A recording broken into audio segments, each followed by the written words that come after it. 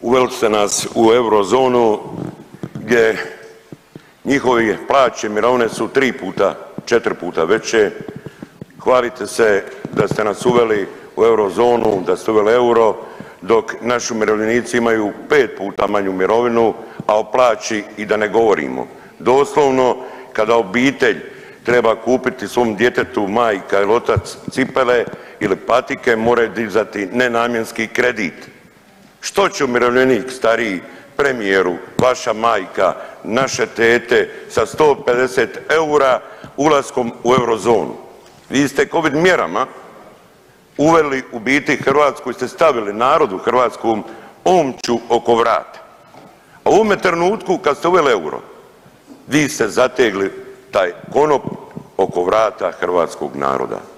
Jer vi ste tvrdili, premijeru, da iskustva drugih članica kod uvođenja eura, da cijene u prosjek će se povećati za svega 0,23%. Citat, završavam, Andrej Plenković. Da budem sasvim plastičan u razumijevanju ovoga, to znači da vam se prosječna cijena jedne kave povećala za oko 2 lipe.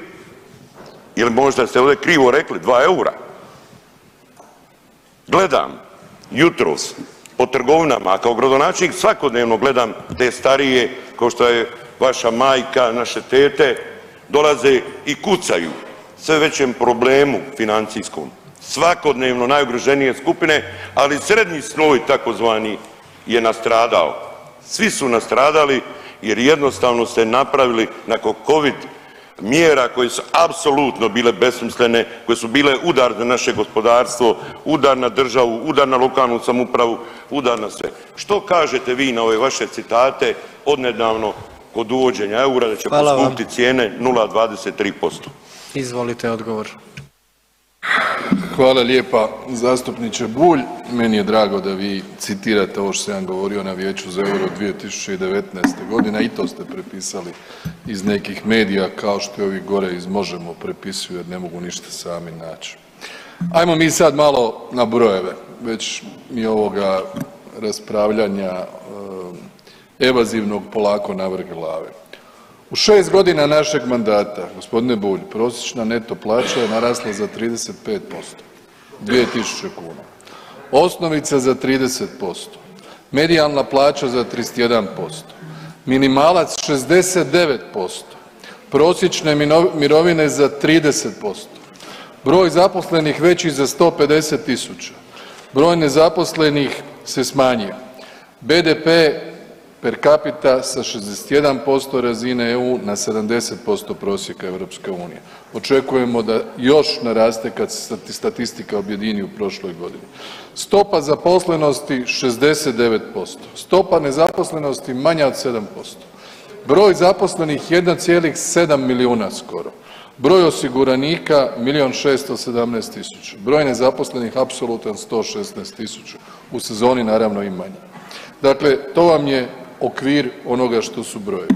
E sada, što se tiče konteksta, budući da i vi spadate u ove pametnjakoviće koji su glasali za Rusiju, a protiv Ukrajine, to moramo ponoviti jer to je ono što ću vas pratiti, što sam vam rekao, to ću vam i govoriti, nemojte biti iznenađeni s time i kao što je rekao gospodin Kapulica, imate pravo na vlastitu savjest, na vlastiti izbor, a mi imamo pravo na komentar i zgroženost. To je vrlo važno, dakle vrlo je bitno da to javnost razumije.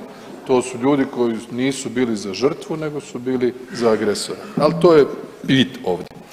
Ono što vi pitate oko eura, to postignuće članstva u europodručju će ostati, postignuće članstva u Schengenu će ostati, 3,6 milijardi eura potpore svima u Hrvatskoj, građanima, gospodarstvu, socijalno ugroženima, nezaposlenima, braniteljima, ribarima, poljoprivrednicima, umirovljenicima, onima koji primaju dječji doplatak, onima koji su čak u privremenom smještaju.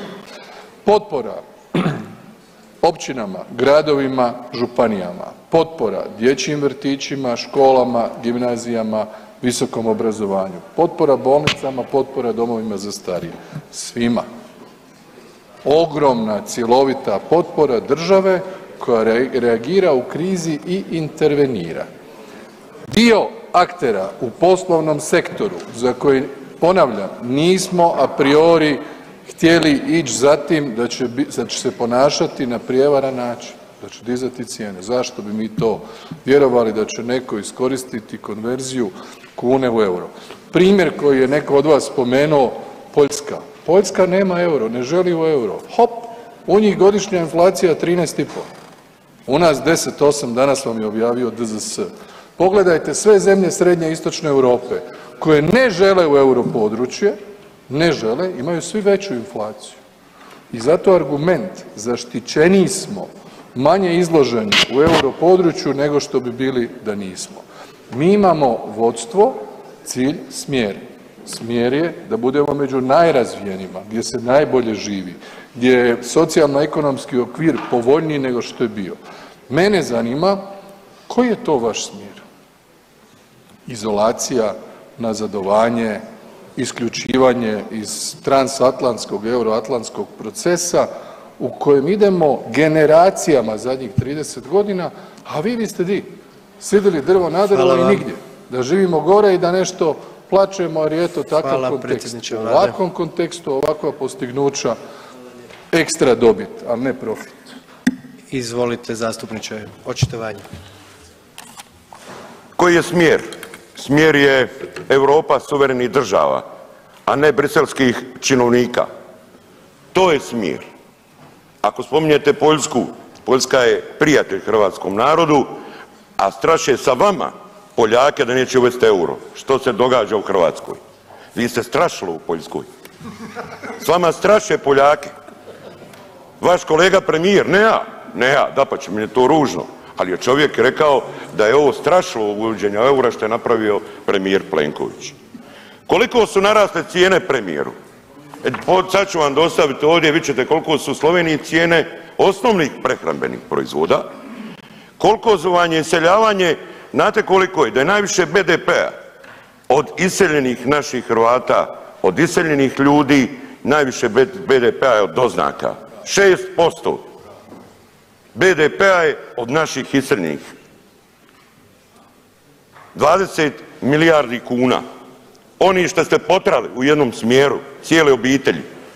Vidim, moj kolega sam malo pred Dalmatinskoj Zagori govorio, nasluša sam sad tih priča, nasluša. Uglavnom, kad gledamo ovo sve skupa, vi ste heroj, očito. Ja sam bio na pravoj strani kad je trebalo biti. A vi ste očito heroj, želite biti Ukrajine, Evropske unije. A ne smijete doći u Banovinu na godišnjicu. U Split ne smijete doći jer vam zvižđu. A čiji ste vi heroj? Od koga ste vi heroj? Što ćete reći nama?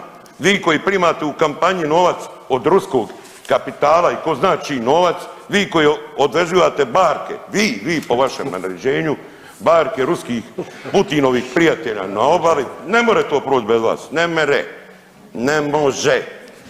More ne mere po sinjski, a može ne može. Tako ti si ga odvezao, ti si njihov igrač, tebe su oni izmislili, kampanju ti plaćali preko ruskog kapitala, a ja sam s tima koji podupire ruski kapital na sudu. Kolega Bulj. Heroju svačiji osim Hrvatske. Hvala kolega Bulj. I evo tako vam je to u Hrvatskom saboru, mi za kraj umjesto šećera imamo Bauka.